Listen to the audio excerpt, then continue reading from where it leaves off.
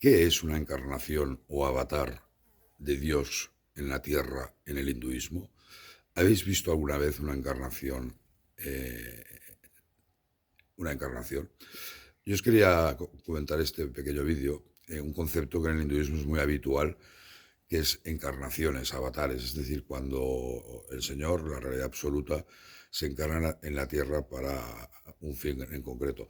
Esto es algo que el occidente nos puede sonar a muy raro, y no estamos acostumbrados, pero ahora nos tenemos que poner en la piel del Vedanta de los hinduistas y pensar que es algo normal. Gandhi decía que todo ser humano es una encarnación de Dios. Y yo os quería poner el caso de Sri Ramakrishna Paramahansa, que es considerado, no por todos, por muchos, la última encarnación de Dios o avatar. Eh, Ramakrishna, si os fijáis en el nombre, está compuesto por dos partes, Rama y Krishna.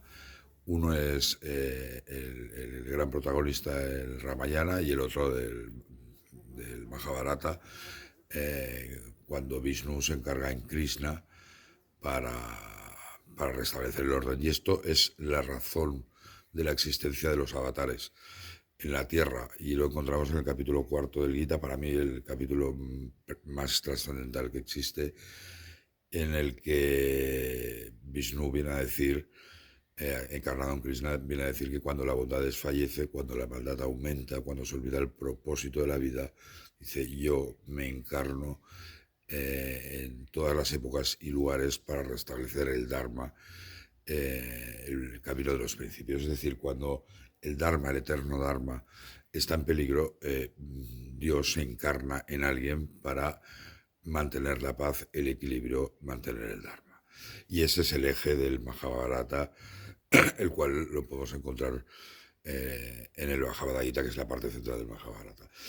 Eh, para entender si Ramakrishna era o no una encarnación, debemos ver un poco su vida, ¿no? Entonces recordar que era un humilde monje que decía que veía a Dios, ¿no?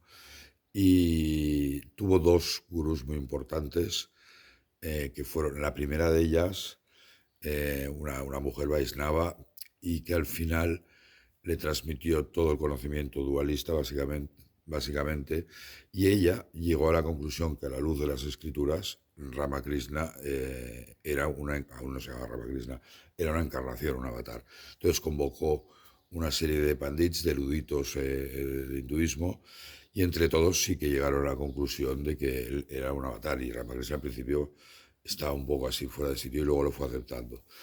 Cuenta la anécdota, decía que su discípulo, Swami Vivekananda, que yo os he hablado alguna vez de él, es quien introdujo el Gita y el Vedanta en Occidente.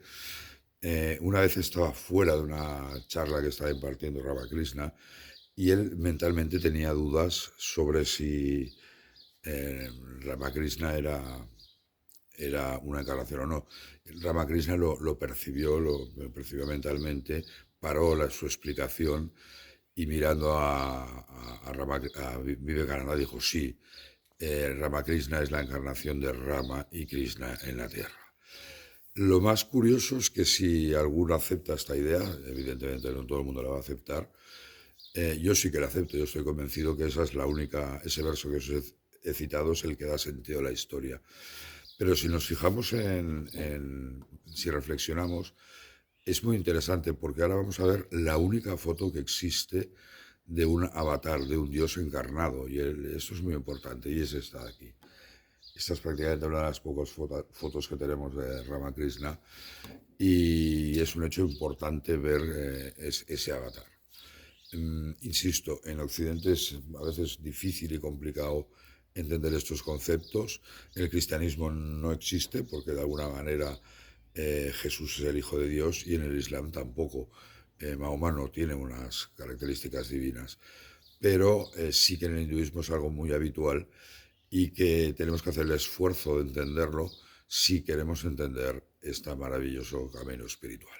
Muchísimas gracias. Om Namaste.